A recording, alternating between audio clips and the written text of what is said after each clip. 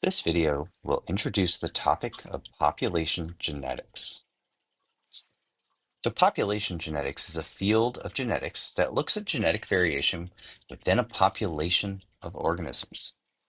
It investigates the extent of variation, why it exists at whatever level it does, and how it changes over generations. This field of genetics is more heavily math-based, and it often works with large numbers of organisms and wild populations that are a bit more difficult to control compared to what we've seen so far.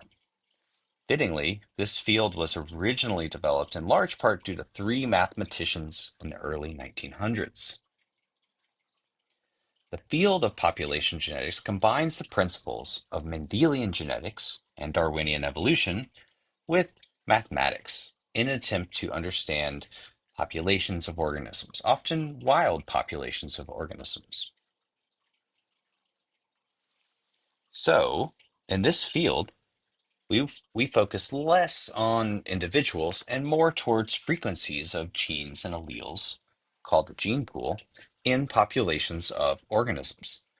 Population geneticists concern themselves with how this genetic variation changes from generation to generation and what are the drivers of this change.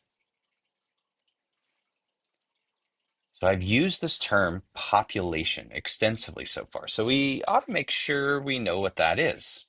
A population is a group of individuals of the same species that occupy the same region and can interbreed.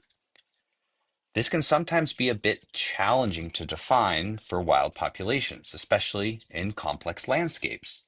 So sometimes we will see large populations composed of smaller groups called local populations that are more likely to interbreed with each other, despite technically being connected and interbreeding with members of the larger population. Let's look at a quick example of this phenomenon here. This cute little finch here lives on two islands in the Galapagos. Daphne Major, which is the one seen in the distance of this photograph, and Santa Cruz Island, which is the one the photographer sat on while taking this photo. So this little bird is capable of flying in between these two islands, but it doesn't do it often, as this is still quite a distance for such a small bird. As such, two local populations of ground finches have formed on these islands, since a ground finch is more likely to interact and importantly interbreed with finches on its home island.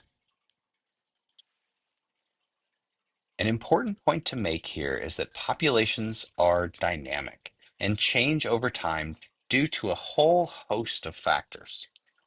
To understand how allele frequencies change within these dynamic populations, geneticists have developed a variety of mathematical theories and formulas.